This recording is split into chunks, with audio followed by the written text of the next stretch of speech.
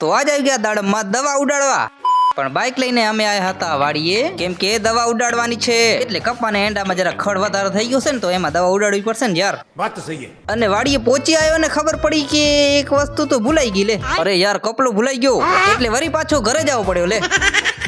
A few moments later. અને પછી કપલો લઈ આવ્યો, પછી ભરી દીધો પંપ, અને પંપ ખણીને મંડી ગયો દવા ઉડાડવા. અને અહીંયા કપા તો જો મોટો થયો છે, હવે આમાં હું જઈશ કેમ અંદર? અને એક પંપ ઉડાડતો તો ને ફોન આવ્યો કે બીજે દવા ઉડાડવા જવાની છે.